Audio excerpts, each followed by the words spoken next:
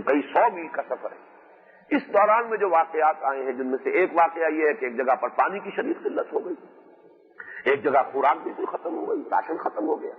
اور اس میں تورات میں بڑی تفصیلات آئی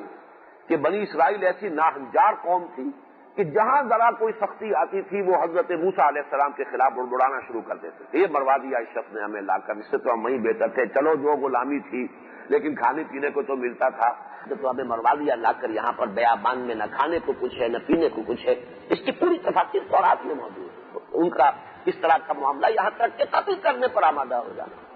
ایک خاص واقعہ جو ہے جو آگے آئے گا، اس مجلس رستہ موسیٰ علیہ قوم ہی، اس میں تو یہاں تک کہ حضرت موسیٰ حضرت ہارون کو قتل کرنے کے در پہ ہو گئے تھے، اور پھر وہ جا کر اوڑھے منہ جو ہے، جو ان کا خیمہ ایک ساتھ چلتا تھا، عبادت گاہ کا خیمہ، پھر اس کے دروازے پر جا کر حضرت موسیٰ اور حضرت ہارون دونوں سجدے میں پڑے ہیں، اور انہوں نے دعائیں کی ہیں گڑ گڑا کر اللہ سے کہ پروردگار کوئی پانی کا بندوبست فرما۔ تو اسی طرح کے حالات ہیں جن کا تذکرہ ہو رہا ہے کہ کہیں دھوپ کی شدت تھی تو کوئی بدلی تھی کہ جو ان کے ساتھ ساتھ چل رہی ہے، جہاں جہاں وہ جا رہے ہیں اوپر بادل جو ہے ان کا سائبان بھی ساتھ کے ساتھ چل رہا ہے تاکہ دھوپ کی شدت سے نجات ملے۔ وَظَلَّلْنَا عَلَيْكُمُ الْغَمَامَ وَأَنزَلْنَا عَلَيْكُمُ الْمَنَّ وَالسَّلْوَىٰ، نازل فرمایا تم پر من اور سلوہ، یہ ایک خاص غذا کا اہتمام کیا گیا جہاں کوئی غذا کی صورت نہیں رہی تھی، اور جب انہوں نے اسی طریقے سے حضرت موسیٰ علیہ السلام کو تنگ کرنا شروع کیا تو غذا کا سامان جو اللہ نے فراہم کیا وہ دو شکلوں میں، ایک تو من جو ہے وہ کہتے ہیں کہ رات کے وقت جیسے اوس گرتی ہے ایسے ہی کوئی فضا سے کوئی چیز نیچے گرتی تھی زمین پر، اور پھر صبح کے وقت جو ہے سورج نکلنے سے پہلے پہلے جب ذرا ٹھنڈا وقت ہوتا تھا جم جاتی تھی، یہ جیسے دھنیے کے بیج ہوتے ہیں اس طرح کی کوئی چیز، اور اس کے اندر اللہ تعالیٰ نے وہ سارے کاربوہائیڈریٹ جو انسان کو ضروری ہے اس کی غذا کے لیے وہ فراہم کیا، میٹھی ہوتی تھی بڑی، اور اس کو پھر وہ لوگ جمع کر لیتے تھے، اس کو پیستے تھے، اور وہ گویا کہ ان کے لیے جو غلے کی ضرورت ہے وہ اس طریقے سے اللہ نے پوری فرمائی۔ اور سلوا جو ہے یہ بٹیر کی قسم کا ایک پرندہ تھا، جھنڈ کے جھنڈ آتے تھے اور خود ہی گرتے تھے آ کر قدموں میں، جن کو پکڑ لینا بہت آسان، تو اس سے اللہ تعالیٰ نے پروٹین کی سپلائی ان کے لیے کر دی، وَلَحْمَ طَيْرٍ مِّمَّا يَشْتَهُونَ، جتنے چاہو پکڑ لو، اور یہ دونوں چیزیں جو ہیں اللہ تعالیٰ نے خصوصی احسان سے۔ من کے بارے میں تورات نے تو یہ کہا ہے کہ اس کا نام من اس لیے پڑ گیا کہ جب وہ چیز دیکھی زمین پر پڑی ہوئی تو انہوں نے ایک دوسرے سے پوچھا من یہ کیا ہے، کیونکہ عبرانی اور عربی زبان میں عرض کر چکا ہوں یا تو ماں بیٹی کا رشتہ ہے ان کے مابین، یا یہ کہ یہ بہنیں ہیں آپس میں کسی ایک ہی زبان سے دونوں زبانیں نکلی ہیں، تو من ماں کے معنی میں یہ کیا ہے لہذا، تو لوگوں نے اس کی وجہ سے اس کا نام من پڑ گیا۔ مولانا اصلاحی صاحب کا، مولانا فرائی کا خیال یہ ہے کہ چونکہ یہ اللہ کا خصوصی احسان تھا، من کہتے ہیں احسان کو، من اللہ علینا، اللہ نے ہم پر احسان فرمایا، اس اعتبار سے اسے من کہا گیا، واللہ عالم۔ تو وَأَنزَلْنَا عَلَيْكُمُ الْمَنَّ وَالسَّلْوَىٰ كُلُوا مِن طَيِّبَاتِ مَا رَزَقْنَاكُمْ، کھاؤ، تمہاری یہ ضرورت بھی ہم پوری کیے دے رہے ہیں، جو پاکیزہ چیزیں ہم نے تمہیں دی ہیں، تمہاری تمام غذا کی ضروریات فراہم کر دی بغیر اس کے کہ تمہیں کوئی کاشتکاری کرنی پڑے، ہل چلانا پڑے، کوئی شکار کے لیے مشقتیں جھیلنی پڑے۔ وَمَا ظَلَمُونَا وَلَٰكِن كَانُوا أَنفُسَهُمْ يَظْلِمُونَ، اور انہوں نے ہم پر کوئی ظلم نہیں کیا، یہاں ظلم سے مراد ہوگی ہمارا کچھ نہیں بگاڑا، بلکہ وہ اپنی ہی جانوں پر ظلم کرتے رہے۔ یہاں وضاحت نہیں ہے لیکن اکثر مفسرین کا اور تورات کے حوالے سے جب تفسیر کی گئی ہے تو اس میں بیان کیا گیا ہے کہ انہیں روک دیا گیا تھا کہ اس کی ہولڈنگ نہ ہو، اس کو جمع نہ کیا جائے، روز کے روز اللہ جو دے رہا ہے اس کو کھا لو، اپنی ضرورت پوری کر لو، تاکہ اسے سینت کر رکھنے اور جمع کرنے کی اجازت نہیں ہے۔ لیکن وہ جو ذہنیت سرمایہ دارانہ ذہنیت یہود کے مزاج کے اندر جو وہ ایک چیز ہمیشہ سے شامل رہی ہے چوری چھپے اس کو جمع کرنے کی انہوں نے کوشش کی، اور اس سے پھر یہ کہ اللہ تعالیٰ کی طرف سے کوئی اظہار ناراضگی ہوا اس کی طرف اشارہ کیا جا رہا ہے، وَمَا ظَلَمُونَا، ہمارا کچھ نہیں بگاڑا انہوں نے، وَلَٰكِن كَانُوا أَنفُسَهُمْ يَظْلِمُونَ، بلکہ وہ اپنی ہی جانوں پر ظلم کرتے رہے۔ وَإِذْ قُلْنَا ادْخُلُوا هَٰذِهِ الْقَرْيَةَ فَكُلُوا مِنْهَا حَيْثُ شِئْتُمْ رَغَدًا وَادْخُلُوا الْبَابَ سُجَّدًا وَقُولُوا حِطَّةٌ نغفر لكم خطاياكم وسنزيد المحسنين فبدل الذين ظلموا قولا غير الذي قيل لهم فأنزلنا على الذين ظلموا رجزا من السماء بما كانوا يفسقون۔ اور یاد کرو جب کہ ہم نے کہا کہ داخل ہو جاؤ اس بستی میں، هذه القرية، اب یہ گویا کہ اشارہ کیا جا رہا ہے ان لوگوں کے لیے، تو هذه القرية یہ بالکل اسی طرح کی بات ہے، ولا تقربوا هذه الشجرة، گویا کہ اشارہ کر کے ایک وہ جنت کا ایک درخت معین کر دیا گیا تھا، اسی طرح ان کے لیے وہ شہر معین ہے، لیکن مفسرین کو بہرحال اس میں پھر کھوج لگانی پڑی ہے، تحقیق کرنی پڑی ہے کہ یہ شہر کون سا تھا۔ تو سلف میں جو ہماری آراء ہیں وہ دو شہروں کے بارے میں ہے، یا تو یہ یروشلم بیت المقدس کی فتح کا مرحلہ ہے، یا اس سے پہلے جسے آج کل کے نقشے میں جیریکو لکھا جاتا ہے، اریحا اس کا پرانا نام تھا، یہ شہر ہے جو فلسطین کا سب سے پہلے اللہ تعالیٰ نے ان کے ہاتھوں فتح کرایا۔ اور اس پر تقریباً اجماع ہے کہ حضرت موسیٰ علیہ السلام کے انتقال کے بعد 40 برس تک یہ جو صحرائے تیہ میں بھٹکتے رہے ہیں، جس کا سورہ مائدہ میں تذکرہ ہے کہ جب انہیں جنگ کا حکم دیا گیا کہ اب اللہ کی راہ میں نکلو اور قتال کرو، اور انہوں نے کوڑا جواب دیا کہ فَذْهَبْ أَنْتَ وَرَبُّكَ فَقَاتِلَا إِنَّا هَاهُنَا قَاعِدُونَ، جاؤ اے موسیٰ تم اور تمہارا رب جنگ کرو، ہم تو یہیں بیٹھے ہیں۔ تو پھر سزا دی گئی کہ اب یہ بیت المقدس ہو یا یہ فلسطین ہو جو ہم انہیں دے چکے تھے، فَإِنَّهَا مُحَرَّمَةٌ عَلَيْهِمْ 40 سَنَةً، اب یہ 40 برس کے لیے ان پر حرام کر دی گئی سرزمین۔ یتیہون فی الارض، اب اسی صحرائے تیہ میں بھٹکتے پھریں گے۔ یہ صحرائے تیہ جو ہے یہ اسی سینائی پیننسولا کا شمال مشرقی گوشہ ہے، اس میں بڑا زبردست یہ بیابان ہے اور صحرا ہے، اس کو صحرائے تیہ اسی لیے کہتے ہیں یتیہون فی الارض، 40 برس تک اس میں بھٹکتے رہے۔ اس 40 برس کے دوران حضرت موسیٰ کا بھی انتقال ہو گیا، حضرت ہارون کا بھی ہو گیا علیہ السلام۔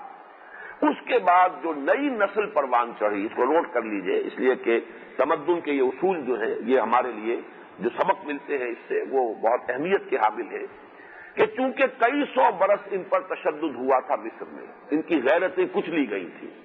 جب غیرت اس طریقے سے کچلی جاتی ہے تو ہمت جو ہے انسان میں اور قوت ارادی وہ بھی کمزور پڑ جاتی ہے۔ غلامی کے اثرات سے اس پوری قوم کے اوپر کہ جس کو حضرت موسیٰ لے کر نکلے،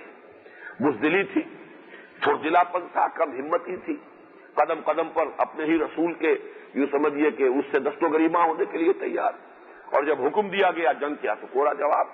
لیکن یہ کہ پھر جب اس 40 برس کے دوران ظاہر بات ہے کہ حضرت موسیٰ اور حضرت ہارون کا انتقال ہو گیا، تو گویا کہ وہ ساری نسل جو تھی جس نے غلامی کا داغ اٹھایا تھا وہ ختم ہو گئی،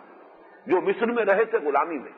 اور ان کی جن کی کہ ہمتیں جو ہے کچلی گئی تھیں، جن کے اندر وہ عزیمت اب باقی نہیں رہی تھی، استقامت نہیں رہی تھی، ایک نئی نسل پیدا ہوئی ہے صحرا میں۔ مجھے اقبال نے کہا ہے کہ فطرت کے مقاصد کی کرتا ہے نگہبانی، یا بندہ صحرائی یا مرد کوہستانی۔ تو صحرائے تیہ میں اب ایک نئی نسل پیدا ہوئی، وہی پل پلی بڑھی، پروان چڑھی، وہ کھلی فضا میں، آزادی کی فضا میں، اور مشقتیں جو ہے صحرائی زندگی کی وہ اس نے جھیلی ہے۔ تو اب اس کے اندر جان پیدا ہوئی کہ حضرت موسیٰ علیہ السلام کے جو جانشین ہیں، اگرچہ صراحت کے ساتھ کہیں مذکور نہیں ہے کہ وہ انبیاء میں سے بھی ہیں، لیکن یہ کہ بعض حضرات انہیں نبی قرار دیتے ہیں، حضرت یوشع ابن نون، جوشوا، تورات کے وہ جوشوا ہیں، لیکن یہ کہ عربی میں یوشع ابن نون، انہی کا ذکر ہے سورہ کہف میں۔ حضرت موسیٰ علیہ السلام کے جو ساتھی تھے، قال موسیٰ لفتاہ، یہ ایک نوجوان ان کے ساتھی تھے جو ان کے ساتھ رہے تھے اس سفر میں جس پر اللہ نے بھیجا تھا، جس میں کہ حضرت خضر سے ان کی ملاقات ہوئی ہے۔ بہرحال وہ جب ان کی خلافت کا دور آیا ہے، وہ خلیفہ اول ہیں حضرت موسیٰ علیہ السلام کے، تو جو نئی نسل پیدا ہوئی تھی اس بیابان میں اور اس صحرائے جو تیہ کی دشت نوردی کے دوران، وہ اس نے پھر جہاد کیا، اور پہلا شہر جو فتح ہوا ہے وہ جیریکو یا اریحا شہر ہے۔ تو اللہ تعالیٰ اس کا ذکر فرما رہے ہیں وَإِذْ قُلْنَا ادْخُلُوا هَٰذِهِ الْقَرْيَةَ، اور یاد کرو جب کہ ہم نے کہا تھا داخل ہو جاؤ اس بستی میں، یعنی فاتح کی حیثیت سے ہم تمہیں اس کی فتح عطا فرما رہے ہیں۔ فَكُلُوا مِنْهَا حَيْثُ شِئْتُمْ رَغَدًا، اور اب وہاں سے کھاؤ اس میں سے جیسے چاہو با فراغت۔ ایک شہر ہے فتح ہو رہا ہے، اس کے اندر بہرحال گودام بھی ہوں گے، اس میں غلے بھی ہوں گے، اس میں ہر طرح کی نعمتیں ہوں گی۔ اب جب فاتح کی حیثیت سے تم داخل ہو رہے ہو تو گویا کہ اب یہ تمہارے ڈسپوزل پر ہے، کلو منہا، اب ان میں سے کھاؤ، ہے سو شے تم جہاں سے چاہو، رغدن با فراغت، وادخلوا الباب سجدا، اور داخل ہو دروازے میں سجدہ کرتے ہوئے۔ لیکن سجدے سے مراد یہاں پر در حقیقت وہ اصطلاحی سجدہ نہیں ہے کہ زمین جیسے کہ پیشانی زمین پر ٹکا دی جاتی ہے، یہ انتہائی شکل ہے سجدے کی، جھکنا۔ رکوع کے لیے بھی لفظ سجدہ آتا ہے، جیسے کہ حضرت ابراہیم علیہ السلام کے بارے میں آتا ہے کہ انہوں نے سجدہ کیا جب وہ فرشتے آئے تھے ملنے کے لیے، وہ سجدہ اس معنی میں نہیں، جھک کر ملنا، رکوع کرنا، یہ در حقیقت یہ ایک انداز تھا اس وقت کا۔ تو یہاں پر اس سے مراد ہے دروازے میں فاتحانہ داخل ہو تو تمہاری گردنیں غرور سے اکڑی ہوئی نہیں ہونی چاہیے، تمہارا طرز عمل عام دنیا داروں کے طرز عمل سے مختلف ہونا چاہیے۔ تم رسول کی امت ہو، تمہاری تربیت ہوئی ہے، صحرا کے اندر اللہ نے تمہاری تربیت کی ہے، اب یہاں پر جو تمہارا داخلہ ہونا چاہیے جیسے کہ حضور صلی اللہ علیہ وسلم کا داخلہ ہے، جب آپ مکے میں داخل ہوئے ہیں بحیثیت فاتح 10 رمضان مبارک سن 8 ہجری، تو اس وقت یہ روایات میں آتا ہے کہ حضور کی گردن اتنی جھکی ہوئی تھی کہ جس سواری پر آپ تھے اس کی گردن کے ساتھ گویا کہ آپ کی پیشانی تقریباً مس کر رہی تھی، کہ کہیں ایسا نہ ہو کہ اس وقت جو ہے گردن اکڑ جائے، اس میں پیدا ہو جائے ایک طرح کے غرور کی کیفیت، بلکہ اللہ تعالیٰ کے سامنے جھکے ہوئے عاجزی کے ساتھ ایک ہیوملٹی کا انداز ہونا چاہیے، بجائے ایروگنس کے اور بجائے اپنے تفاخر کے اور اپنی شان، اور جیسے کہ آج کل تو دنیا میں ہوتا ہے بڑے جشن مناتے ہوئے اور روب ڈالتے ہوئے اور بینڈ باجوں کے ساتھ جو ہے پوری طرح داخل ہوتے ہیں ڈھول ڈھمکے کے ساتھ، بجائے اس کے تم داخل ہو وہاں پر جھک کر اپنے سروں کو جھکائے ہوئے اللہ تعالیٰ کی عظمت کا اعتراف کرتے ہوئے، وَادْخُلُوا الْبَابَ سُجَّدًا وَقُولُوا حِطَّةٌ، اور زبان پر تمہارے استغفار ہونا چاہیے۔ لفظ حطہ، حتہ یا حتو کہتے ہیں کسی چیز کو جھاڑ دینا، تو انسان کے گناہوں کو جھاڑ دینے والی چیز، انسان سے اس کے اثرات جو ہیں گناہ کے ضائع کر دینے والی چیزیں مغفرت۔ قولوا حطۃ، اللہ سے استغفار کرتے رہو، پروردگار ہماری خطاؤں سے درگزر فرما، ہماری کوتاہیاں معاف فرما دے، ہم سے اگر کوئی اسراف ہوا ہے، وہ اگر کوئی زیادتی ہو گئی ہے اللہ تو بخش دے، تو نے ہم پر کرم فرمایا ہے۔ تو یہ عاجزی کا اور تذلل کا تمہارے انداز سے جو ہے اظہار ہونا چاہیے، اور دوسرے یہ کہ تمہاری زبانوں پر استغفار ہونا چاہیے۔ قولوا حطۃ نغفر لکم خطایاکم، ہم بخش دیں گے تمہارے لیے تمہاری جو بھی خطائیں ہوئی ہیں،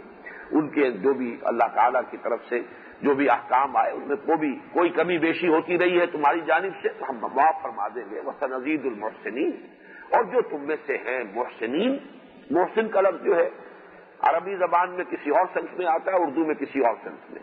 عربی زبان میں اگر اس کے بعد الہ کا لفظ آئے گا، احسن الہ، کسی پر احسان کرنا، تو احسن الیہ، اس نے اس پر احسان فرمایا۔ محض احسان کا لفظ آئے گا تو کسی بھی کام کو خوبصورتی سے کرنا، عمدگی سے کرنا، بڑی توجہ کے ساتھ کرنا، جیسے کہ آیا ہے کہ جب تم جانور کو ذبح کرو فاحسنوا الذبح، احسنوا القتل، قتل کر رہے تو وہ بھی عمدگی کے ساتھ کرو، یعنی یہ کہ چھری تیز ہونی چاہیے، جانور کو تکلیف نہ پہنچاؤ کہ اس کے اوپر چلا رہے ہو چھریاں، بلکہ یہ کہ ایک ہر کام کو جس کو کرو عمدگی کے ساتھ، خوبصورتی کے ساتھ، اہتمام کے ساتھ۔ تو جو بھی تم میں سے، اب یہ احسان کا درجہ سب سے بلند ہے، اسلام، ایمان، احسان، تو یہ وہ مقام ہے جو سنزید المحسنین، جن سے خطائیں ہوئی ہیں ان کی خطاؤں سے درگزر فرمائیں گے۔ جو محسنین ہیں، جو اپنے اس مقام بلند پر فائز ہیں، نیکی میں اور اپنے ذوق میں، تقویٰ میں، عبادت گزاری میں، تو ان کو ہم اور بڑھائیں گے، ان کے اندر اضافہ کریں گے، ان کی ترقی درجات کا معاملہ ہوگا۔ تو نغفر لکم خطایاکم وسنزید المحسنین فبدل الذین ظلموا قولا غیر الذی قیل لهم، تو بدل دیا ان میں سے ظالموں نے، کچھ ان میں سے ایسے بھی نکلے سرکش، اسے معلوم ہوا کہ وہ سب کے سب نہیں، منہم، من تبعیضیہ ہے، ان میں سے جو ظالم تھے، جو سرکش تھے، انہوں نے اس کا استہزاء کیا، اس کا مذاق اڑایا، انہوں نے وہ لفظ بھی بدل دیا۔ مختلف روایات آئی ہیں، حطہ کی بجائے حنطہ، ہمیں تو گیہوں چاہیے، گیہوں کی طرف میں ہم داخل ہو رہے ہیں، یا حبہ، حبہ، حبہ بھی یہ کہ جو اناج ہے، اس لیے کہ ترس گئے تھے، صحرا میں یہی چیز نہیں مل رہی تھی، من و سلوا ہے، اللہ نے عطا فرمایا ہے، لیکن یہ کہ یہ چیزیں جن کی لذتوں کے وہ عادی تھے، بہت عرصے سے ان چیزوں سے وہ محروم تھے، تو اس طریقے سے انہوں نے اس لفظ کو بدلا، فبدل الذین ظلموا قولا غیر الذی قیل لهم، غیر اس کا جو ان سے کہا گیا تھا، بجائے حطہ کر، یہ جو جیسے کہ آپ کو معلوم ہے آگے چل کر آئے گا، لفظوں کو بدل کر معنی بدلنا یہ ان کی ایک خاص عادت تھی، جیسے کہ راعنا کو راعینا کہہ کے مفہوم بدل دیتے تھے۔ راعنا ان کا ایک مجلسی لفظ تھا کہ ذرا ہمارا لحاظ کیجئے، ایکسکیوز می یا پارڈن می، کہیں آپ کوئی بات کر رہے ہیں کسی سے اور آپ نے اس کی بات نہیں سنی، پارڈن می، تو وہ یہ در حقیقت اس قسم کا لفظ ان کے ہاں مجلسی تھا، راعنا۔ لیکن یہ جب حضور کی محفل میں آتے تو راعینا، اے ہمارے چرواہے، لیکن جب ان سے گرفت کی جاتی تھی کہ یہ کیا کہہ رہے ہو، حضور کی شان میں گستاخی کر رہے ہو، منافقین کا یہ طرز عمل تھا جو یہود کے زیر اثر، انہی کے تربیت دادا لوگ تھے، اور وہ اس قسم کی حرکتیں کرتے تھے، راعینا، راعینا کی بجائے۔ تو آگے چل کر آئے گا کہ اللہ تعالیٰ نے مسلمانوں کو حکم دیا تم اس لفظ ہی کو ترک کر دو، تم انظرنا کہا کرو کہ حضور ذرا ہماری طرف توجہ فرمائیے، ہم بات سمجھ نہیں سکے، ذرا دوبارہ فرما دیجئے، یہ رائنا کا لفظ ہی چھوڑ دو جس کو کہ ذریعہ بنا لیا ان یہودیوں نے، اور ان کے جو گماشتے ہیں منافق تمہاری صفوں کے اندر، انہوں نے اس لفظ کو بگاڑ کر اور نبی کی توہین کا ذریعہ بنا لیا، اس لفظ کو چھوڑ دو۔ تو جس طرح رائنا سے رائنا بنایا ہے، اسی طریقے سے حتہ کا انہوں نے حبا یا حنفا کر کے اپنے اس لفظ کو بدلا ہے. دل ہی دل میں خوش ہو رہے ہیں کہ یہ ہم سے کیا کہا جا رہا ہے، ہم اس کا مذاق اڑا رہے ہیں. لیکن یہ کہ یہ سب کا معاملہ نہیں، نوٹ کر لیجئے. فَبَدَّلَ الَّذِينَ ظَلَمُوا مِنْهُمْ قَوْلًا غَيْرَ الَّذِي قِيلَ لَهُمْ. تو ان میں سے جو ظالم تھے، جو سرکش تھے، جو فاسق و فاجر تھے، انہوں نے اس لفظ کو چھوڑ کر کے جس کا انہیں حکم دیا گیا تھا اس کو ایک اور لفظ سے بدل دیا. فَأَنزَلْنَا عَلَى الَّذِينَ ظَلَمُوا رِجْزًا مِنَ السَّمَاءِ بِمَا كَانُوا يَفْسُقُونَ. تو ہم نے پھر نازل فرمایا ان ظالموں پر، فاسقوں پر، ان سرکشوں پر آسمان سے ایک عذاب، ان کے فسق کی وجہ سے، ان کی سرکشی کی وجہ سے، ان کی ناہنجاری کے باعث ہم نے ان کے اوپر عذاب نازل فرمایا. یہ من السماء سے لازماً مراد یہ نہیں ہے کہ آسمان ہی سے کوئی براہ راست شے نازل ہوئی ہو. اللہ تعالیٰ کے حکم سے جو شے بھی نازل ہوتی ہے اس کے لیے استعارے کے طور پر آسمان سے نازل ہوئی. تورات سے جو معلوم ہوتا ہے وہ یہ ہے کہ ایک وبا ان میں پھوٹ پڑی. اس شہر میں داخل ہونے کے بعد یہ جو سرکش قسم کے لوگ تھے انہوں نے زنا کاریاں بھی کی. وہاں پر ظاہر بات ہے فاتح کی حیثیت سے داخل ہوئے تھے، انہوں نے وہاں پر بدکاریاں کی، جس کے نتیجے میں طاعون کی ایک بیماری ان میں پھیلی ہے اور 30,000 افراد ان کے جو ہیں مر گئے ہیں اس طاعون کی وبا میں. تو غالباً اس کی طرف اشارہ ہے کہ اللہ تعالیٰ نے پھر ان کے اوپر یہ اپنا عذاب جو ہے وہ نازل فرمایا. اب اس کے بعد وہ واقعہ آ رہا ہے وَإِذِ اسْتَسْقَىٰ مُوسَىٰ لِقَوْمِهِ فَقُلْنَا اضْرِب بِّعَصَاكَ الْحَجَرَ. یہ جو بھی محققین ہیں تورات کے اور بائبل کے، ان کا کہنا یہ رفیدین ایک مقام ہے. یہ کوہ طور سے اور جہاں سے کراس کیا تھا حضرت موسیٰ علیہ السلام اور ان کی قوم نے مصر سے سینائی پیننسولا میں آنے کے لیے، اس کے تقریباً درمیان میں ایک مقام ہے. اور یہ ایک ایسی جگہ ہے کہ جہاں پانی بالکل نایاب ہے، قطر نایاب. وہاں جو ہے ان پر پیاس کی شدت جو ہے شدید ہوئی ہے، اور جیسے کہ میں تفصیل بیان کر چکا ہوں پوری کی پوری قوم جو ہے حضرت موسیٰ علیہ السلام کے خلاف اٹھ کھڑی ہوئی، شکایت کا اور شکوے کا ایک انداز لے کر. یہاں تک کہ اور یہ ویسے بات سمجھ میں بھی آتی ہے کہ جب پیاس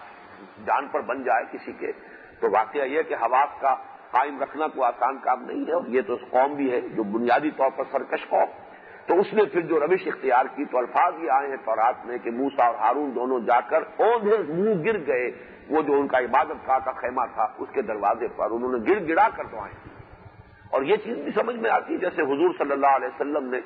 جو غزوہ بدر سے قبل کی رات ہے اس میں جس طریقے سے گڑ گڑا کر دعائیں کی ہیں اللہ سے اور طویل سجدہ کیا کہ پروردگار میری 15 برس کی کمائی جو ہے 15 برس کی محنت کا حاصل ہے جو میدان میں نے لا کر ڈال دیا ہے. اے اللہ اگر تو نے ہمیں فتح نہ دی اور اگر مدد نہ فرمائی تو پھر قیامت تک تیرا نام لینے والا کوئی نہیں ہوگا. یہ الفاظ بھی آپ کی زبان مبارک سے نکلے ہیں. اس لیے کہ آخری نبی میں ہوں، آخری رسول میں ہوں اور میری 15 برس کی کمائی ہے. تو اسی طرح کی دعا جو ہے حضرت موسیٰ علیہ السلام نے حضرت ہارون دونوں نے کی ہے. تو اللہ نے حکم دیا کہ اپنا عصا لے کر چلو اور قوم کے بڑے سرداروں کو بھی ساتھ لو اور فلاں چٹان جو معین ہے اس پر جا کر ضرب لگاؤ. 2 مرتبہ حضرت موسیٰ علیہ السلام نے ضرب لگائی اور اس میں سے 12 چشمے پھوٹ گئے. اس میں مولانا مودودی نے بھی بہت یعنی اختصار سے حوالہ دیا ہے کہ بہت سے جو سیاح ہیں جنہوں نے تحقیق کی ہے خاص طور پر یہ تورات میں جن واقعات کا تذکرہ ہے ان کی، تو اس کا حوالہ بڑا اختصار سے دیا ہے. لیکن مولانا عبد الماجد دریابادی نے بڑے تفصیل سے کئی سیاحوں کی جو ہے وہ کوٹیشنز دی ہیں اپنی تفسیر میں کہ وہ چٹان اب بھی موجود ہے اور اس کے اندر وہ سوراخ ہیں. اگرچہ ایک زمانے تک تورات کے لوگ، عیسائی لوگ، یہودی لوگ مذاق اڑاتے رہے قرآن کا کہ یہ 12 کا عدد کہاں سے لے آیا قرآن، 12 چشمے کہاں سے؟ اس لیے کہ تورات میں کہیں 12 چشموں کا تذکرہ نہیں ہے. یہ ضرور ہے کہ چشمے پھوٹ گئے لیکن 12 کا عدد نہیں ہے. یہ محمد نے کہاں سے بیان کر دیا؟ لیکن یہ کہ ثابت کیا ہے کہ پھر بعد میں جو سیاح گئے ہیں تو وہاں پر وہ سوراخ جو ہیں ان کی تعداد اتنی ہی بنتی ہے. ایک ہی چٹان سے مختلف اس کے گوشوں میں سے، سائڈ میں سے، اطراف میں سے سوراخ بنے اور ان میں سے پانی جو ہے وہ پھوٹ بہا اور اس طریقے سے 12 چشمے. اور اس کا ایک بہت ہی مانوی تعلق ہے اس سے کہ 12 قبیلے تھے، ہر قبیلے نے اپنا ایک گھاٹ معین کر لیا، یہ چشمہ ہمارا ہے، یہ چشمہ ہمارا ہے، یہاں سے جو پانی نکل رہا ہے وہ ہمارا ہے. اس سے یہ ہے کہ وہ قبائلی جو ہے ان کے اندر جو بدامنی ہو سکتی تھی اگر ایک ہی چشمہ ہوتا. جیسے کہ حالی نے کہا ہے کہ کہیں پانی پینے پلانے پہ جھگڑا، کہیں گھوڑا آگے بڑھانے پہ جھگڑا، تو ان جھگڑوں کا بھی اللہ نے سد باب کر دیا. اور 12 چشمے جو ہیں حضرت موسیٰ علیہ السلام کے عصا کی ضرب سے اس چٹان سے اللہ تعالیٰ نے بہا دیے. وَإِذِ اسْتَسْقَىٰ مُوسَىٰ لِقَوْمِهِ، استسقا پانی طلب کرنا، سقا یسقی پلانا، اسی سے لفظ سقا بنا ہے پلانے والا. تو عزت تخصیصی سے لفظ ساقی بنا ہے. اب تو سقا جو ہے وہ ہمارے ہاں وہ پیشہ ہی ختم ہو گیا جب سے یہ کہ پانی کا یہ نظام ہے اور واٹر سپلائی کا نظام ٹیپ سے پانی آ رہا ہے. لیکن یہ کہ یہ سقا اور بننا، اور خاص طور پر مکہ مکرمہ میں جب پہلی مرتبہ سن 62 میں حج کے لیے حاضری ہوئی ہے تو باقاعدہ بورڈ لگے ہوتے تھے فلاں شخص سقا. یہ سقا ان کا ایک بڑا ایک یوں سمجھیے کہ اعزاز کا لفظ تھا. جو زمزم کا پانی پلانے پر جن لوگوں کی خدمت تھی اور جو مامور تھے اس پر، وہ سقا کہلاتے تھے وہاں پر زمزم کا پانی پلانے والے حاجیوں کو. تو اسی سے سقا یسقی پلانا، اور استسقا یستسقی باب استفعال پانی طلب کرنا، مانگنا. وَإِذِ اسْتَسْقَىٰ مُوسَىٰ لِقَوْمِهِ، اور یاد کرو جب کہ پانی طلب کیا موسیٰ نے اپنی قوم کے لیے، فَقُلْ نَضْرِب بِّعَصَاكَ الْحَجَرَ، تو ہم نے فرمایا کہ ضرب لگاؤ اپنے عصا سے حجر پر، چٹان پر. اور الحجر کہا ہے، یہ الف لام یہاں پر عہد کا ہے، کوئی معین چٹان جو بتا دی گئی جس کی تفصیل بیان کرنے کی یہاں ضرورت نہیں. ہمارے ہاں بعض لوگوں نے جو ہے اس کی بھی تعویلیں کرنے کی کوشش کی ہے کہ ایک چٹان سے کیسے جو ہے چشمے پھوٹ رہ سکتے ہیں 12 چشمے. اور یہ تو اصل میں یہ تھا کہ اپنی قوم کو لے کر چلو، عصا جو ہے وہ قوم کے معنی میں آیا ہے. اور یہ ساری جو ہے منکرین حدیث نے یہ تعویلیں کی ہیں. لیکن واقعہ یہ ہے کہ ان کی یہ تعویلیں جو ہیں خود ان کے منہ پر آ رہی ہیں، جبکہ ان کی تحقیقات جو ہیں دشمنوں کی تحقیقات قرآن مجید کے بیان کی جو توثیق کر رہی ہیں. لیکن ہمارے ہاں کے بے یقین لوگ جن کو کہ ان چیزوں پر اعتماد نہیں ہے، وہ خام خواہ کی دور ازکار تعویلات کا سہارا لے رہے ہیں. تو وَإِذِ اسْتَسْقَىٰ مُوسَىٰ لِقَوْمِهِ فَقُلْ نَضْرِب بِّعَصَاكَ الْحَجَرَ، اور جب کہ پانی طلب کیا موسیٰ نے اپنی قوم کے لیے تو ہم نے فرمایا کہ لگاؤ ضرب اپنے اس عصا سے اس چٹان پر. میں اس کا اضافہ اس لیے کر رہا ہوں کہ الف لام یہاں پر عہد کا ہے، اس معین چٹان پر جو اللہ نے بتا دی. فَانْفَجَرَتْ مِنْهُ اثْنَتَا عَشْرَةَ عَيْنًا، فجر کہتے ہیں اس پھٹنے کو. تو فجر بھی وقت جو ہے فجر کا وہ بھی اس معنی میں کہ پاؤ پھٹتی ہے، اور یہ جو رات کی تاریکی کا پردہ چاک ہوتا ہے اور سفیدہ سحر نمودار ہوتا ہے، تو یہ فجر ہے. اسی لیے فاجر اس شخص کو کہتے ہیں جو آپے سے باہر ہو جائے، جو اپنے نفس پر کنٹرول نہ کر سکے، خواہشات نفس پر، شہوات پر، جذبات پر قابو نہ پا سکے، وہ فاجر ہے. اس لیے کہ گویا کہ وہ آپے سے باہر ہے، وہ سیلف کنٹرول اس میں نہیں ہے، اپنے وجود کے اوپر اسے خود جو ہے وہ قابو حاصل نہیں ہے، وہ فاجر ہے. تو فرمایا فن فجرت، تو پھوٹ بہے اس میں سے من حسنتا عشرۃ عینا 12 چشمے. فم بچت کا لفظ آیا ہے سورہ اعراف میں، یہی آیت وہاں بھی آئی ہے. تو اس میں سے پھوٹ بہے، صرف لفظ کا فرق ہے، مفہوم وہی ہے. قد علم کل اناس مشربہ، جان لیا، اور یہاں مراد ہے معین کر لیا. قد علم، عالمہ سے قد کا اضافہ کر کے گویا کہ تعین کر لیا ہر قبیلے نے، کل اناس تمام لوگوں نے، یعنی ہر جمعیت جو تھی. یہ اناس کا لفظ جو ہے اس میں جمع ہے، اس کا کوئی واحد نہیں ہے. لوگوں کی ایک جمعیت، انسانوں کی کوئی جمعیت، اور وہ جمعیت وہاں قبائل کی شکل میں تھی. 12 بیٹے حضرت یعقوب کے، اس سے 12 قبیلے تھے بنی اسرائیل کے. تو 12 چشمے پھوٹ بہے، اور ان میں سے ہر قبیلے نے اپنا گھاٹ معین کر دیا. قد علم کل اناس مشربہم، مشرب یہ گویا کہ اس میں ظرف ہے. شرب یشرب و پینا،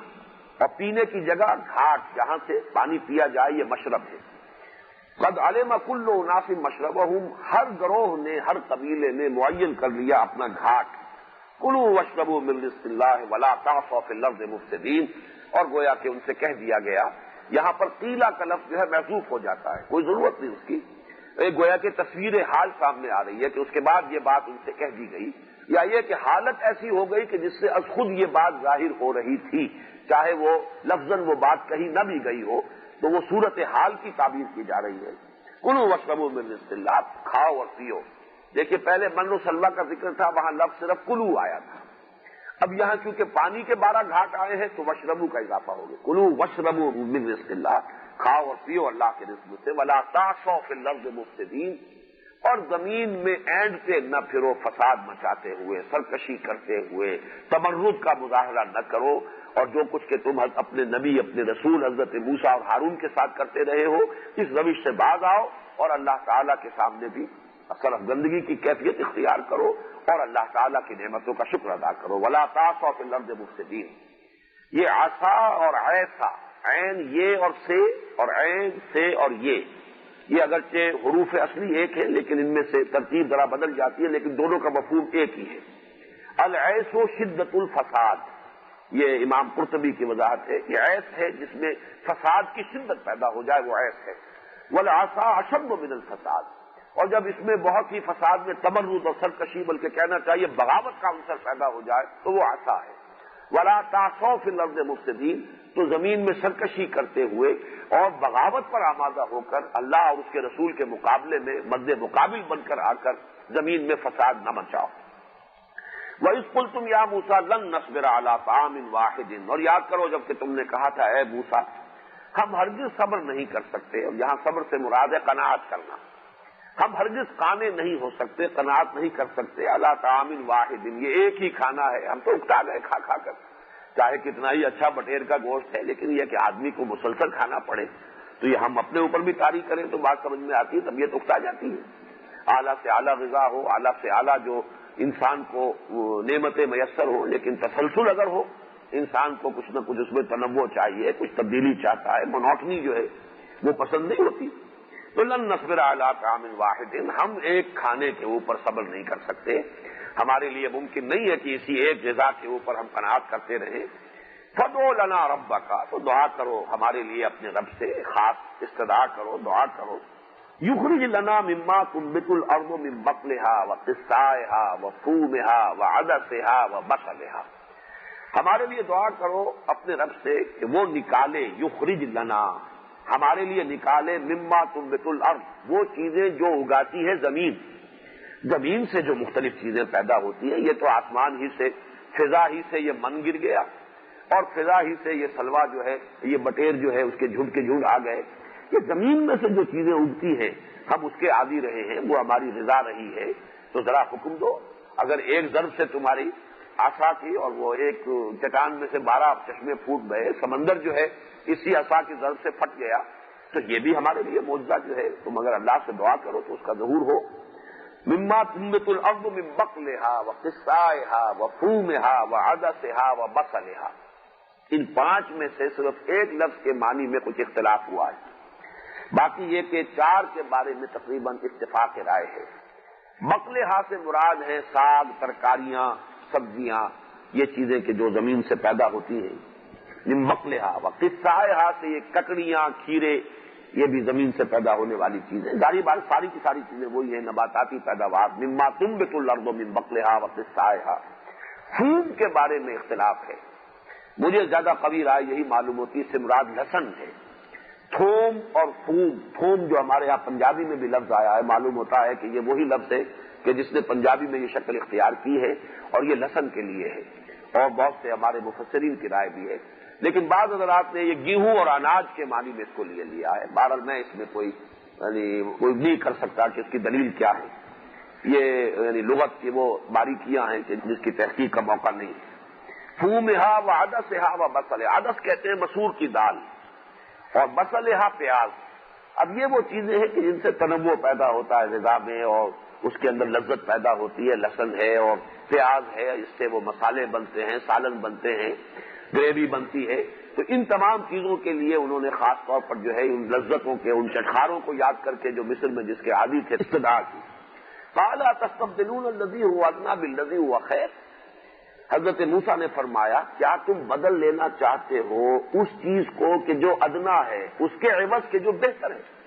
اللہ نے تمہیں جو غذا دی ہے وہ کہیں بہتر ہے، بہت اعلیٰ ہے، ارفع ہے، یہ چیزیں ادنا ہیں، کمتر ہیں، گھٹیا ہیں، تو کیا تم یہ چاہتے ہو کہ اعلیٰ کو دے کر اور گھٹیا جو ہے اس شے کو قبول کر لو؟ اہبطوا مصرا، اگر ایسا ہے ہی تو جاؤ کہیں سیٹل ڈاؤن، کسی شہر میں، بڑے شہر میں جا کے آباد ہو جاؤ۔ یہ مصر سے مراد ملک کے مصر نہیں ہے، بلکہ مصر کا لفظ آتا ہے کسی بھی بڑے شہر اور بڑی بستی کے لیے۔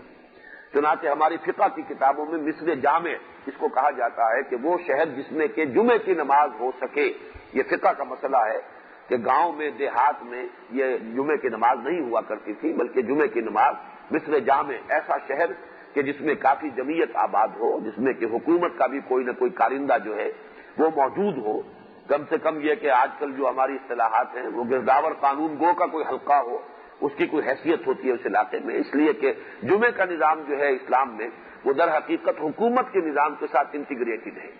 یہ علیحدہ سے اپنے طور پر جمعے جو ہے انفرادی طور پر جس نے چاہا جمعے کی نماز جو ہے وہ شروع کر دی، اس کا اسلامی ریاست میں کوئی امکان نہیں۔ تو فقہ میں بحثیں یہی ہوتی ہیں مصر جامع، اور یہی بات مجھے معلوم ہوئی جب میں مصر گیا تھا کچھ دنوں کے لیے، تو وہاں لفظ مصر کا اطلاق وہ جو مصری لوگ ہیں وہ قاہرہ پر کرتے ہیں۔ مثلا یہ کہ پورٹ سعید جب میں گیا یا اسی طریقے سے دوسرے شہروں میں جانا ہوا، کسی کو کہا جائے مصر جا رہا ہوں، اور میں حیران ہوتا تھا مصر جا رہا ہوں، مصر میں تو ہو تم، یہ پورا ملک جو ہے اس کا نام مصر ہے، لیکن وہ مصر قاہرہ وہ کہتے ہیں، مصر، بلکہ وہ مصر نہیں کہتے مصر کہتے ہیں۔ تو مصر میں جا رہا ہوں میں، یعنی یہ کہ وہ قاہرہ کا سفر کر رہا ہوں۔ تو مراد یہ ہے کہ اگر تمہیں یہی چیزیں چاہیے تو اب تمہیں کہیں سیٹل ہونا پڑے گا تاکہ کاشت کرو، اگاؤ اب زمین سے، اہبطوا مصر، اور یہاں وہ لفظ آ گیا جس کے بارے میں میں نے وہ چوتھے رکوع میں جب لفظ آیا تھا حضرت آدم علیہ السلام سے جب کہا گیا اہبطوا منہا، تو اس کا یقیناً یہ مطلب بھی ہو سکتا ہے کہ کہیں کسی جگہ آسمانوں میں کہیں وہ جنت تھی آزمائشی جہاں حضرت آدم اور حضرت حوا کو رکھا گیا اور پھر وہاں سے اترنے کا حکم دیا گیا۔ لیکن یہ اہبطوا کا لفظ جو ہے وہ اس کے حوالے سے اگر پڑھا جائے القرآن یفسر بعضہ بعضا، تو یہاں ظاہر بات ہے یہ اہبطوا جو ہے کہیں آسمان سے زمین پر اترنے کے لیے نہیں ہے، بلکہ صحرا نوردی کی اس زندگی کو چھوڑ کر سیٹل ڈاؤن سم ویئر، کہیں جا کر آباد ہو جاؤ، اس لیے کہ صحرا نوردی میں تو قافلے ہیں، آج یہاں کل وہاں، آج یہاں پڑھاؤ کل وہاں پڑھاؤ، لیکن اگر تمہیں واقعتاً انہی چیزوں کی طلب ہے اور اتنی شدید طلب ہے تو پھر سیٹل ڈاؤن سم ویئر، کسی شہر کے اندر کسی بستی میں آباد ہو جاؤ۔ فَإِنَّ لَكُمْ مَا سَأَلْتُمْ، تو تمہیں مل جائے گا جو کچھ کہ تم نے مانگا، جو تم چاہتے ہو پھر تمہیں اسی طریقے سے ملے گا۔ یہ موجدانہ طور پر یہ چیزیں تمہیں عطا نہیں کی جائیں گی، موجدانہ طور پر وہ چیزیں دی گئیں جو بالکل ناگزیر تھی، جہاں کھانے کے لیے کچھ نہیں تھا تمہارے لیے من و سلوہ کر دیا گیا، اب وہ ضرورت پوری ہو گئی ہے۔ اب اگر اس پر تم صبر نہیں کر رہے ہو تو پھر اس کے لیے جو بھی تمہارے طریقے ہیں دنیا کے جو عام مادی ذرائع ہیں اس کے مطابق کاشتکاری کرو اور حاصل کرو۔ تمہارے لیے پانی بہرحال ایک ضرورت تھی اور کوئی اور ذریعہ نہیں تھا، اللہ تعالیٰ نے معجزے کے ذریعے سے 12 چشمے تمہیں عطا کر دیے، لیکن یہ ہے کہ اب اگر تم اس پر ان کی ناقدری کرتے ہو تو پھر جو ہے جو دنیا کا معمول ہے، جو اس کے قواعد ہیں، جو طبی قواعد ہیں، ان کے تحت کوشش کرو۔ اس کے بعد اب وہ آیت کے الفاظ آ گئے ہیں جس کے بارے میں میں نے کل عرض کیا تھا کہ ان دو رکوعوں میں نہ صرف یہ کہ اللہ تعالیٰ نے وہ فرد جرم جو ہے ان واقعات کے حوالے سے عائد کی ہے بنی اسرائیل پر، بلکہ فیصلہ بھی سنا دیا ہے۔ یہ ان منیچر گویا کہ ان دو رکوعوں میں وہ پوری فرد جو ہے فرد جرم مکمل ہو جاتی ہے۔ 9.25 رکوعوں میں پھر ابھی ان کی تفاصیل بھی آئیں گی، کچھ اور اضافی واقعات بھی آئیں گے، اور ایک اور فرق بھی ہے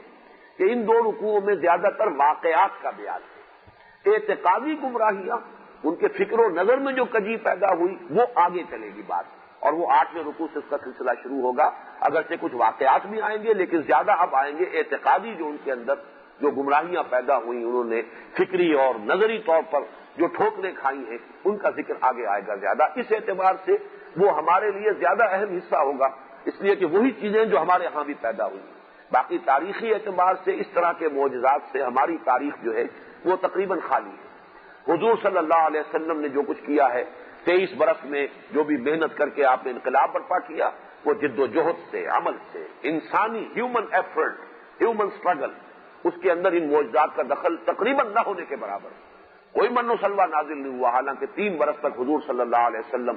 اور بنو ہاشم جو ہیں وہ محصور رہے ہیں اس شیب بنی ہاشم کے اندر، اور فاقوں کی انتہائی شدت جو ہے وہ بھی آئی ہے، من و سلوہ نازل نہیں ہوا، اس لیے کہ حضور صلی اللہ علیہ وسلم پر جو تکمیل ہوئی ہے نبوت و رسالت کی، اس کا ایک مظہر یہ بھی ہے کہ انسانیت کا مقام جو ظاہر ہوا ہے وہ حضور صلی اللہ علیہ وسلم کی سیرت مطہرہ کے ذریعے، کہ انسان میں اللہ نے کیا کچھ رکھا ہوا ہے، انسانی جد و جہد، ہیومن اسٹرگل سے کیا کچھ اچیو کیا جا سکتا ہے۔ وہ جو اقبال نے کہا ہے کہ فکر انسان پر تیری ہستی سے یہ روشن ہوا ہے، پرے مرغ تخیل کی رسائی تاک ہو جا، تو واقعہ یہ ہے کہ حضور صلی اللہ علیہ وسلم پر اس شعر کا انطباق ہوگا اس اعتبار سے کہ حضور کی 23 سالہ جو جد و جہد ہے اس کے ذریعے یہ ثابت ہوا ہے کہ ہیومن ایفرٹ، ہیومن اسٹرگل، انسانی جد و جہد سے کیا کچھ اچیو کیا جا سکتا ہے، اس میں معجزات کا دخل نہ ہونے کے برابر۔ معجزات طلب کیے گئے اور کوڑا کوڑا جواب دیا گیا، قرآن مجید میں ایسے معجزے نہیں دکھائے جائیں گے، بس یہ معجزہ قرآن ہے، جس کو ماننا ہو اس کے ذریعے سے مانے، جو نہیں ماننا چاہتا ہے وہ دفع ہو۔ اللہ تعالیٰ کو کسی کی احتیاج نہیں ہے، اللہ تعالیٰ نے حق کو واضح بیان کر دیا اس قرآن کے اندر۔ بہرحال وہ آیت جو ہے آ رہی ہے، آیت کا وہ ٹکڑا بلکہ پوری آیت نہیں، وَضُرِبَتْ عَلَيْهِمُ الذِّلَّةُ وَالْمَسْكَنَةُ وَبَاءُوا بِغَضَبٍ مِّنَ اللَّهِ، ضربت علیہم، ان پر دے ماری گئی. یہ دے مارا جانا جو ہے، ضرب علی کسی شے کا کسی پر تھوپ دیا جانا. جیسے کبھی بچپن میں ہم نے تو دیکھا تھا عورتیں جب اپلے بناتی تھی تو اپلوں کو تھوپتی تھی، وہ زور سے مارنا دیوار پر تاکہ وہ چمٹ جائیں اس کے ساتھ. اسی طریقے سے گیلی مٹی ہے، اس کو بھی اگر لیپنے پوتنے کے لیے استعمال کرنا ہے تو پہلے اس کو زور کے ساتھ دیوار پر مارا جاتا ہے تاکہ وہ اس کے ساتھ اس کی ایک جو ہے اس کا تعلق قائم ہو جائے، پھر جو ہے اس کو پھیلایا جاتا ہے. تو اسی اعتبار سے لفظ آیا کہ ضربت علیہم الذلہ، ان پر ذلت مسلط کر دی گئی، دے ماری گئی ان پر ذلت. والمسکنہ، اور مسکنت، مسکنت کا لفظ جو ہے وہ آتا ہے کم ہمتی کے لیے. مسکین کہتے ہیں اس شخص کو، جیسے کہ آپ کہتے ہیں نیورستھینیا کا مریض ہے کوئی شخص، دیکھنے میں بڑا ہٹا کٹا ہے، جوان ہے، لہیم شہیم ہے، لیکن اعصابی کمزوری ہے کہ جنبش نہیں کر پا رہا، ہمت نہیں ہے، حرکت نہیں کر سکتا، اعصابی کمزوری. اسی طرح مسکنت کا مفہوم ہے کہ کم ہمتی انسان میں پیدا ہو جائے. وَبَاءُوا بِغَضَبٍ مِّنَ اللَّهِ، باؤ آتا ہے لوٹنے کے لیے. جیسے باؤ آبا یعوبو ہے، اسی طریقے سے حروف اصلی وہی ہے، ترتیب بدلی ہوئی ہے. لوٹنا، پلٹنا، وہ اللہ کا غضب لے کر لوٹے، یعنی مستحق ہوئے اللہ کے غضب کے. یہ اب مغضوب علیہم قوم ہے، اللہ تعالیٰ نے اس قوم کو مغضوب علیہم قرار دیا ہے. ذالک بانہم کانوا یکفرون بآیات اللہ، یہ اس لیے کہ یہ لوگ اللہ کی آیات کا انکار کرتے رہے، اللہ تعالیٰ کی آیات کی ناقدری کرتے رہے، انکار کرتے رہے. وَيَقْتُلُونَ النَّبِيِّينَ بِغَيْرِ الْحَقِّ، اور ان انبیاء کو قتل کرتے رہے ناحق. ایک تو یہ کہ قتل نبی بہت بڑا جرم، پھر یہ کہ اس کے لیے جو ان کے مقدمات جس طور سے انہوں نے قائم کیے اس میں جو بھی یعنی ایک کامن سینس کے جو تقاضے وہ بھی پورے نہیں کیے، بلکہ گویا کہ بڑی دھاندلی کے ساتھ انہوں نے نبیوں کو قتل کیا ہے. جن میں سے خود تورات میں حضرت یسعیاہ نبی، حضرت یرمیاہ نبی، حضرت زکریا نبی اور حضرت یحییٰ، ان کے قتل کا ذکر موجود ہے. قرآن مجید میں صرف حضرت یحییٰ کا ذکر موجود ہے کہ انہیں قتل کیا گیا. حضرت عیسیٰ علیہ السلام کو، چونکہ وہ رسول تھے، یہ سارے نبی ہیں، لیکن حضرت عیسیٰ رسولا الی بنی اسرائیل، تو انہوں نے تو قتل کرنا جو ہے اس کا اپنی حد تک تو پورا جو ہے انہوں نے کر لیا، لیکن یہ کہ اللہ تعالیٰ نے انہیں بچایا اور انہیں زندہ آسمان پر اٹھایا، یہ اللہ تعالیٰ کا معاملہ ہے. لیکن ان کے جو جرائم کی فہرست میں گویا کہ یہ قتل انبیاء میں سے سب سے اونچا جو اور سب سے گھناؤنا معاملہ آئے گا وہ حضرت یحییٰ اور حضرت عیسیٰ کا علیہ السلام. یقتلون النبیین بغیر الحق، چنانچہ یہ بھی مولانا عبدالماجد دریابادی کی تفسیر میں دیکھ رہا تھا کہ کچھ محققین، دو وکلاء، ایک پیرس کے اور ایک کوئی لندن کے، ایک انگریز اور ایک فرانسیسی، انہوں نے بڑی محنت کی ہے. انہوں نے وہ سارے جو مقدمہ قائم کیا گیا تھا حضرت مسیح علیہ السلام پر یہودیوں نے، اور رومنز کی وہ عدالت تھی، اس لیے کہ رومی تھے اصل میں حکمران وہاں. یہودیوں کو اس وقت جو ہے وہ ایک اٹانومی حاصل تھی، لیکن یہ کہ اصل حکومت جو ہے وہ رومیوں کی تھی. پائلاٹس پونٹس جو ہے وہ گورنر تھا اس وقت، جس کے ذریعے سے پھر انہوں نے حضرت عیسیٰ علیہ السلام کے لیے سولی پر چڑھائے جانے کی سزا جو ہے حاصل کی. اس پورے مقدمے کا ریکارڈ اور اس کی تفاصیل انہوں نے بحث کر کے اور پھر یہ ثابت کیا ہے کہ کس قدر دھاندلی کے ساتھ، کس قدر جھوٹ انہوں نے بولے اور کس طریقے سے کہ قانون کے اور کامن سینس کے اور فیئر ڈیلنگ کے تمام تقاضوں کو رونتے ہوئے انہوں نے تلے ہوئے تھے کہ ہر صورت میں مسیح کو تو سولی پر چڑھوانا ہی ہے. تو اس کی تفصیل بھی، یہ تمام چیزیں جو ہے ظاہر بات ہے میرے مطالعے کے دائرے میں نہیں ہے، میں اس لیے آپ کو صرف حوالہ دے رہا ہوں کہ جو حضرات حوالوں کے خواہش مند ہو وہ مولانا عبدالماجد دریابادی کی تفسیر سے رجوع کریں. ذالک بما عصوا وکانوا یعتدون، یہ اس لیے ہوا کہ انہوں نے نافرمانی کی روش اختیار کی اور وہ حد سے بڑھتے رہے. اعتداء کہتے ہیں وہ بھی حد سے بڑھ جانا، تعدی کرنا، اعتداء باب افتعال ہے، اور عصیان معصیت نافرمانی. اب میں ایک بات جو عرض کرنا چاہتا ہوں، سورہ بقرہ اور سورہ آل عمران کے بارے میں یہ بات میں شروع میں عرض کر چکا ہوں کہ یہ آپس میں بہنے ہیں، جوڑے کی حیثیت رکھتی ہیں. اور یہ جو مضمون ہے جو یہاں اس آخری جو ٹکڑا ہے، اس آج کے ہمارے درس کی آخری آیت کا ایک ٹکڑا ہے، یہ پوری آیت نہیں ہے. یہ مضمون زیادہ شرح و بسط کے ساتھ نکھر کر اور مزید تفصیل کے ساتھ آیا ہے سورہ آل عمران میں. یہ آیت نمبر 112 ہے سورہ آل عمران کی. فرمایا ضربت علیہم الذلۃ، یہ تو الفاظ جو کہ تو وہی ہے کہ جو یہاں بھی ہے، ضربت علیہم الذلۃ والمسکنۃ، وہ مسکنہ یہاں بعد میں آئے گا. ضربت علیہم الذلۃ اینما ثقفوا الا بحبل من اللہ وحبل من الناس وباؤوا بغضب من اللہ وضربت علیہم المسکنہ. باؤوا بغضب من اللہ کے الفاظ بھی وہی، ضربت علیہم المسکنہ وہ بھی وہاں پر آیا تھا، ضربت علیہم الذلۃ والمسکنۃ وباؤوا بغضب من اللہ. اس میں اضافہ کیا گیا ہے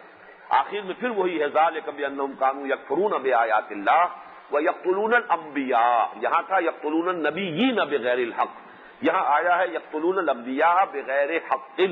ذالک بما عصوا وکانوا یعتدون۔ یہ انہی الفاظ پر آیت ختم ہوئی ہے جن پر کہ سورہ بقرہ کی وہ آیت جو آج ہمارے درس میں آخری آیت کے طور پر شامل ہے۔ اس میں جو اضافہ ہے اینما ثقفوا الا بحبل من اللہ وحبل من الناس، یہ ہے ٹکڑا جو میں چاہتا ہوں کہ اچھی طرح آپ سمجھ لیجئے،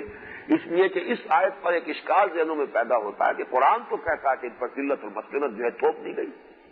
مگر آج تو ہم دیکھ رہے ہیں کہ وہ بڑے باعزت ہیں، سربلند ہیں، ان کی حکومت قائم ہو گئی ہے، اسرائیل کی ریاست دنیا میں قائم ہوئی، اور وہ جس طریقے کے یعنی دبدبہ ان کا اس وقت ہے، عالم عرب تقریباً شکنجے میں آ چکا ہے۔ اور علامہ اقبال دیکھ آئے تھے اس صدی کے شروع میں، ان کا مشاہدہ تھا کہ فرنگ کی رگے جہاں پنجہ یہود میں ہے، تو یہ صورتحال جو ہے قرآن مجید کے اس بیان سے تو یکسر مختلف ہے جو سامنے آتی ہے۔ کہاں وہ الفاظ ضربت علیہم الذلۃ والمسکنۃ وباؤوا بغضب من اللہ، کہاں یہ کہ کیفیت ان کی یہ ہے، ان کا یہ عروج جو ہے جو ہو رہا ہے۔ تو یہاں نوٹ کر لیجئے کہ قرآن مجید میں سورہ آل عمران میں اضافہ کر دیا گیا، جہاں کہیں بھی ہوں گے ان پر ذلت اور مسکنت مسلط رہے گی الا بحبل من اللہ وحبل من الناس۔ دو استثناء ہیں، یا اللہ تعالیٰ کے سہارے یا لوگوں کے سہارے، اور اللہ تعالیٰ کے سہارے سے مراد کیا ہے؟ سورہ بنی اسرائیل کے پہلے رکوع میں جو بیان کیا گیا، ان کے 4 ادوار جو تاریخ کے مکمل ہو چکے تھے نزول قرآن کے وقت، بعثت محمدی صلی اللہ علیہ وسلم کے وقت، ان کو بیان کر کے فرمایا عسیٰ ربکم ان یرحمکم وان عدتم عدنا وجعلنا جہنم للکافرین حصیرا ان ھذا القرآن یہدی للتی ہی اقوم، اور یہی قرآن ہے جس کے بارے میں فرمایا گیا ہے هو حبل اللہ المتین، یہ اللہ کی مضبوط رسی ہے۔ گویا کہ ایک چانس ان کے لیے اللہ نے باقی رکھا تھا، جب وہ حبل اللہ المتین نازل ہوگی، اگر اس کی تصدیق کریں گے، اسے مانیں گے، اس کے زیر سایہ آئیں گے، عسیٰ ربکم ان یرحمکم، کہ اللہ تعالیٰ ایک موقع تمہیں دے گا کہ اگر تم چاہو محمد صلی اللہ علیہ وسلم کے دامن رحمت میں آ جاؤ، اگر تم اس کی ہمت کر سکو، قرآن کو مانو، قرآن پر ایمان لاؤ، تو یہ حبل من اللہ، یہ حبل اللہ ہے، اللہ کی مضبوط رسی۔ القرآن حبل اللہ الممدود من السماء الی الارض، یہ اللہ کی رسی ہے جو تنی ہوئی ہے آسمان سے زمین تک، جس کا ایک سرا ہمارے ہاتھ میں ہے، ایک سرا اللہ کے ہاتھ میں ہے۔ یہ مختلف احادیث میں نے متعدد مواقع پر بیان کی ہے، اور غالباً تعارف قرآن کے ضمن میں بھی یہ مضمون بیان ہوا تھا۔ تو یہاں نوٹ کر لیجئے کہ 2 امکانات ان کے لیے باقی رکھے گئے، الا بحبل من اللہ، اللہ تعالیٰ کے کسی سہارے کی بنیاد پر، وہ موقع انہوں نے کھو دیا۔ اب جو کچھ ہو رہا ہے وہ حبل من الناس ہے، دوسروں کے سہارے، اس لیے کہ اب ان کا یہ بات بالکل ہر شخص جانتا ہے، جس سے کہ کوئی شخص بھی انکار نہیں کر سکتا، اپنے بلبوتے پر وہ نہیں کھڑے، بلکہ در حقیقت پورے عیسائی دنیا پر، اور عیسائی دنیا کا بھی خاص طور پر ایک حصہ، اس کے لیے ایک جدید اصطلاح ویسٹ، وائٹ اینگلو سیکسن پروٹیسٹنٹس، یہ جو پروٹیسٹنٹزم پیدا ہوا ہے یورپ میں، اس میں محسوس ہوتا ہے کہ در حقیقت یہودی اثرات، ایک تو اسلام کے اثرات پہنچے اسپین کے ذریعے سے، اور ایک خاص رخ جو دیا ہے اس کو، لوتھر کی اس تحریک کو، وہ یہودیوں نے دیا ہے، اور اسی کے ذریعے سے اس نے اپنے لیے سود جائز قرار دلوایا ہے یورپ کے اندر، اور وہاں سے ان کے ہتھ کنڈے شروع ہوئے ہیں، اور سودی کا اپنے کاروبار کا اور قرضوں کا جال پھیلا کر انہوں نے یورپ میں خاص طور پر وائٹ اینگلو سیکسن پروٹیسٹنٹس کے اوپر تسلط حاصل کیا ہے۔ جرمنی میں اب بھی ان کے خلاف نفرت موجود ہے، ایسٹرن یورپ کے ممالک میں ان کے خلاف شدید نفرت موجود ہے، لیکن یہ ویسٹ جس کو کہا گیا اس زمانے میں جبکہ یہ خلیج کی جنگ چل رہی تھی تو ویسٹ کا لفظ بار بار آیا، white Anglo Saxon Protestant, Bush بھی انہی میں سے، اور یہ جو بھی یعنی برطانیہ کی قوم ہے اور فرانسیسی بھی، یہ در حقیقت وہی قومیں ہیں نارڈک ریسز، یہ ان میں سے اینگلو سیکسن جو ہے، باقی جرمنس جو ہے یہ ایرینز ہیں، یہ مختلف نسل ہے، اسی طریقے سے رومنس جو ہے وہ ایرینز ہیں، ایسٹ یورپ کی اقوام بھی مختلف اقوام ہیں، لیکن یہ جو اینگلو سیکسن جو بھی لاٹ ہے، یہ جو حصہ ہے نوع انسانی کا، اور اس میں سے خاص طور پر پروٹیسٹنٹ، ان کے اوپر ان کا تسلط ہے، اور اس تسلط کی وجہ سے ان کے سہارے پر یہ اس وقت جی رہے ہیں۔ اس اعتبار سے قرآن مجید کے یہ الفاظ، اس لیے کہ یہ بات ہمارے سامنے تاریخی اعتبار سے آ چکی ہے واقعاتی انداز میں۔ ٹھیک ہے کہ سن 67 میں انہیں بہت بڑی فتح حاصل ہوئی، عربوں نے بڑی بزدلی کا مظاہرہ کیا، سازش تھی یا کیا تھا اللہ جانے، غداری ہوئی، کیا ہوا تفصیلات معلوم نہیں، لیکن آپ کو معلوم ہے صحرائے سینا کے اندر وہ میزائل جو ہیں وہ رکھے رہ گئے، ٹریگر دبانے والے نہیں رہے، بھاگ آئے، وہ جوتیاں چھوڑ کر اور اپنی وردیاں چھوڑ کر مصری بھاگے ہیں وہاں سے۔ ہو سکتا ہے کوئی غداری ہو، جیسے کہ غداری ہوئی تھی ٹیپو سلطان سے، اس کے جو بھی نائبین تھے انہوں نے غداری کی تھی، اور اسی کی وجہ سے انگریز بھی انہیں شکست دے سکے تھے، ورنہ ٹیپو کو شکست دینا انگریز کے بس کا لوگ نہیں تھا۔ خاص طور پر اہل تشیع تھے اس کے ہاں کچھ لوگ، جن کو کہ انگریزوں نے اپنے ساتھ ملایا تھا، اور غداری ہوئی تھی وہاں۔ اسی طریقے سے پلاسی کی جنگ جو ہے وہ بھی ایک غداری کی وجہ سے جیتی گئی، تو ہو سکتا ہے کہ وہاں بھی غداری ہوئی ہو، اس کی تفاصیل ہمیں معلوم نہیں۔ لیکن پھر یہ کہ 1973 کی رمضان وار جس کو کہتے ہیں، اس میں مصریوں نے اپنے ماتھے سے وہ کلنک کا ٹیکہ دھو دیا، بار لیو لائن جسے اسرائیل نے کہا تھا کہ اس کو کراس نہیں کیا جا سکتا، ناممکن۔ اور یوم کپور جو ہے وہ ان کی عید تھی، عید کفارہ اس کو کہنا چاہیے۔ کپور کا لفظ جو ہے جو آپ پڑھتے ہوں گے اخبارات میں، یہ در حقیقت کفارہ ہے، یہ لفظ عبرانی کے اور جو عربی کے قریب قریب ہے۔ چنانچہ ایک مرتبہ میں گھوم رہا تھا شکاگو میں، تو ایک سینیگوگ کے پاس سے میرا گزر ہوا، سینیگوگ تقویٰ، یہ مسجد تقویٰ ہے، یہ الفاظ جو بہت مشترک ہے، یہود کے اور تورات کی اصطلاحات اور قرآن مجید کی اصطلاحات، ہماری دین کی عربی زبان کی بنیادی اصطلاحات میں بہت قریب۔ یوم، اب یوم عربی کا لفظ ہے، یوم کپور، یوم کفارہ، کفارے کا دن ہے، وہ گناہوں کے کفارے کے لیے ان کی ایک عید ہے، تو یہ عید کفارہ ہے۔ بہرحال اس دن جو حملہ کیا ہے، اور جیسا کہ آپ کے علم میں ہے کہ گولڈا مائر جو ہے وہ خودکشی کرنے تک کا فیصلہ کر چکی تھی، امریکہ سے پھر جو عام سپلائی ہوئی ہے، اور ایک فضائی پل گویا کہ اس وقت بھی تعمیر ہو گیا تھا، جیسے کہ یہ اب خلیج کی جنگ کے دوران ہوا ہے کہ مسلسل معلوم ہوتا تھا کہ ایک کے بعد دوسرا دیو ہیکل طیارہ چلا آ رہا ہے، جیسے کہ کوئی پل بن گیا ہو، اور اس تسلسل کے ساتھ اسی طرح اس وقت ہوا تھا۔ تو اصل میں اگر ان کا کوئی سہارا ہے، اور یہ وہ آخری ہے، چراغ جو ہے بجھنے سے پہلے بھڑکتا ہے، یہ اس کی آخری بھڑک ہے، لیکن بہرحال اس کے بعد آخری تباہی بھی ان کی آئے گی۔ لیکن یہ دوسری بات ہے کہ ان کی آخری تباہی سے قبل مسلمانوں پر ان کے ہاتھوں اللہ تعالیٰ کا عذاب جو ہے اس کے کوڑے برسنے والے ہیں، جو ہماری آنکھوں کے سامنے اب نظر آ رہا ہے۔ اللہ تعالیٰ اس سے ہمیں اپنی پناہ میں رکھے۔ بارک اللہ لی و لکم فی القرآن العظیم و نفعنی و ایاکم بالآیات و